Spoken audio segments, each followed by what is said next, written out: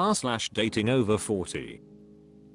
Serious Change 3272 says, men are turned off because I've never been married or have kids. I 49 female, have never lived with a man, been married or have kids. I was in a long-term relationship with someone who always promised to commit and ultimately never did. I should have ended things much sooner, but I was always holding out hope we would get married. Nothing I can do about that now. I've had several men seemingly lose interest once I tell them this.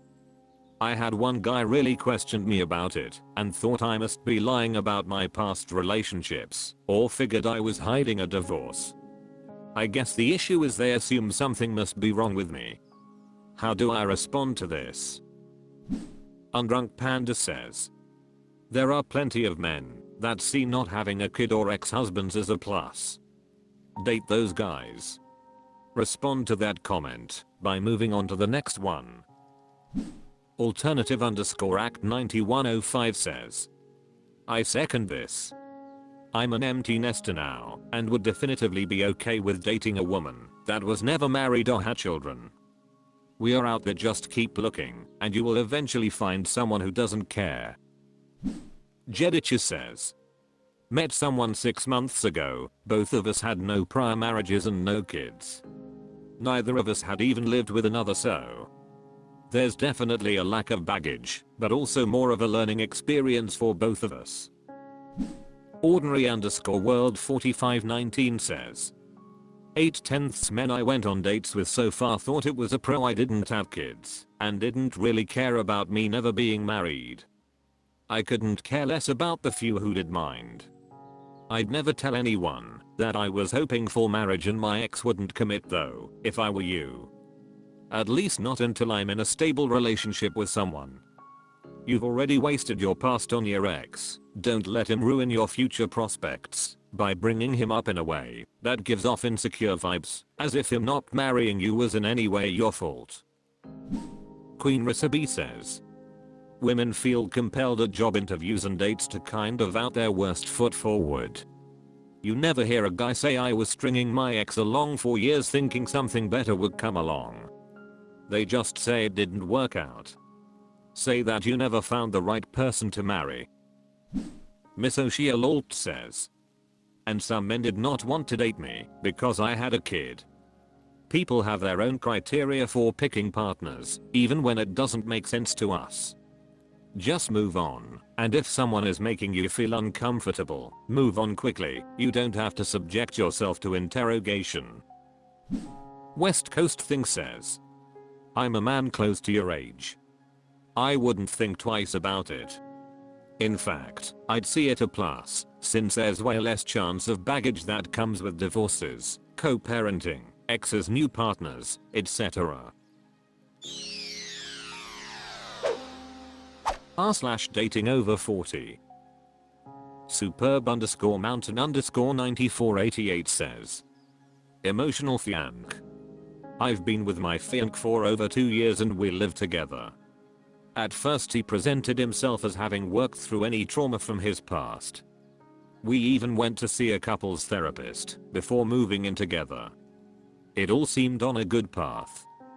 It's been a year living together and he falls into major funks, puts up a wall, will sleep in another room, won't touch me.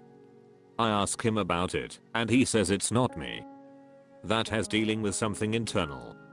I believe him, but this is so lonely for me. I do have kids. They're in high school. They see that he closes off and how it affects me. I want to also say that in the beginning he would compliment me, but now it's like he doesn't see me. Even when his mood is fine. He is good at his job. He's very stable with that. Raised his kids on his own, etc. I asked him to see a couples therapist again and he won't. Does anyone have experience with this? He's not a drinker and does not do drugs. We're both not into those things. Thank you for your advice. I have repeatedly tried talking to him. Flamingo Dancing says, I used to be somewhat like that. Probably not as bad, but I'd have a tendency to retreat within myself. I'd try to talk about it, but my ex-wife wasn't nearly as good at creating a safe environment to talk than she thought she was, and I wasn't really in a place to properly open up either at that time. Individual therapy helped. It was too late for our marriage, but individual therapy continues to help. The thing is, if he doesn't really deep down want to change, even talking to a therapist won't be very effective. My biggest change didn't come until after we separated and I emotionally hit rock bottom.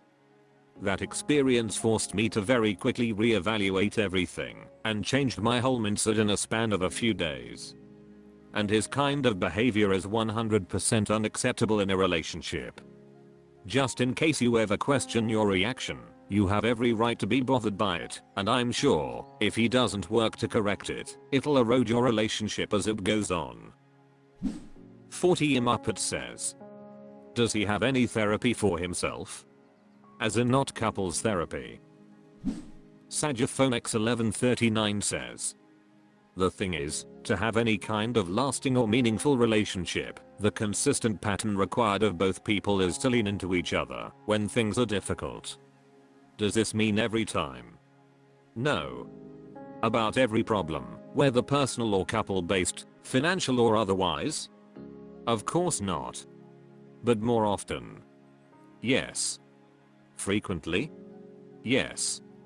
While each of you should have the autonomy to pull back and recharge independently on a level that works mutually, it shouldn't be the default for one or both of you to pull away from your everyday world because there is a challenge. This doesn't bode well for your relationship now, and of course not for marriage, if he's not seeking help with this behavior. He may not have been dishonest about feeling like he's worked through his trauma. Many people feel like they've dealt with their demons and put them away for good, only to find a new situation or new life stress has brought them back. With trauma, a good portion is doing the work, but there's a fair portion that can't quite be worked out until it's put into practice. We can live for quite a long time and have nothing jar old wounds, and yet a new experience brings them forth again. His way of coping with whatever he's going through is not the healthiest path for operating within a blended family unit or even a relationship. I'm not sure couples counseling is the support I'd offer him at the moment, though he should probably find some type of solo therapy to better manage his struggle.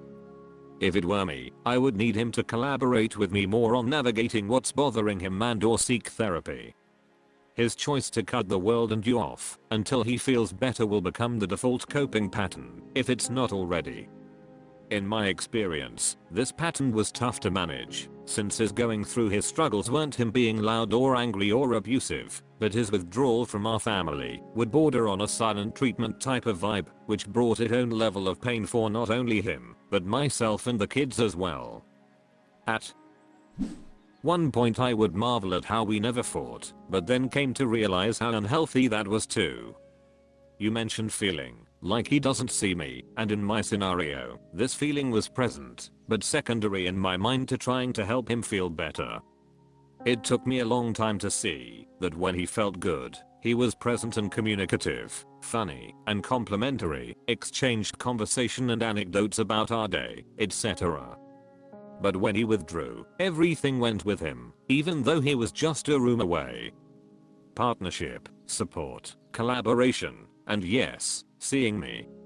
I didn't need to be showered in comments and accolades daily, but at times, it felt like I could have lit myself on fire right there in the living room and he wouldn't so much as bat an eyelash. You might have some serious choices to make. I wish you the best path for you and hope he chooses some help, for his sake, at the very minimum. Therapy for you while contending with this issue might not be a bad choice either. Superb_mountain_9488 says, "Hi everyone. He does have a therapist. I can't imagine that he's honest in therapy. If the therapist knew what was going on at home, I feel like my fianc would be working on his behavior. I have to decide what's best for me. This isn't the life I want to live." It's now time for an unpaid shout out. Looking for a true gamer's paradise? Check out Gamerama's channel, with over 300 plus video game systems, 7,000 plus physical games, and more. She's got an impressive collection to share. Follow her collecting journey to see her real-time pickups and learn some insider tips on scoring great deals, whether you're a fellow collector or just love gaming history. You won't want to miss out on this nostalgic adventure. Link in the description. r/datingoverforty. Accomplished Ask 681 says, what are some red flags you've recognized in yourself, and what have you done to correct it? 42. I'll go first. I recently realized that I tend to take action in heightened emotional situations without first trying to discuss my feelings with the other person. This has led to big regrets and big misunderstandings. The story in my head usually needs to be brought back to reality. Having a calm, clarifying discussion is such a simple thing to say to do. But, in the heat of some drama, it is harder for me than others, it seems. I'm in therapy now. I need to be CBT, and I'm trying because this matters. Fluabum28 says, letting things slide and not communicating my emotions or needs. Going along with things just so I won't be alone, but knowing that we aren't compatible at all. I'm going through therapy and have been making better choices in dating and how I treat myself, but I have a while to go. CosicUZ08 says, this is a good exercise. I sometimes get too excited about someone and put in so much effort and get resentful because they are not matching the effort. But why would they? I didn't tell them I was accelerating things by myself while working on this and getting better, but still not 100% there. Anuba now says, 1. Insecurity. I have told myself that the person I am is who I naturally am. I corrected any obviously and easily correctable issues, and I have learned to embrace who I am and realize that I just need a match who likes me for who I am. I continue to have a small degree of insecurity in certain situations, but most of the time, it is no longer there. 2. Confidence. I was afraid to shoot my shot in the past, and I have several major regrets because of it. Today, I take shots, knowing that I'm in no worse a position if I'm turned down than if I didn't try at all. Nowadays, there are no what ifs. 3. Shyness. A large portion of this improved in my mid to late 20s. I couldn't eliminate it on my own. But I'm now willing to say hi and start an organic conversation. If the vibe is just not there, I say nice meeting you and move on.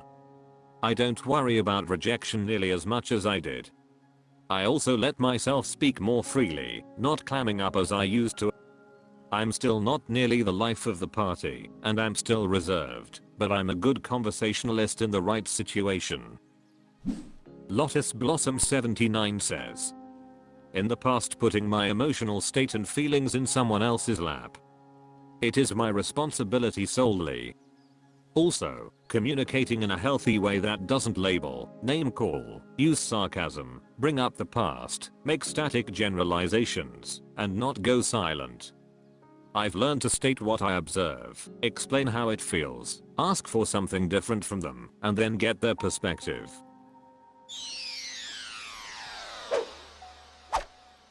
That's all for this video. Thank you for watching. Please subscribe.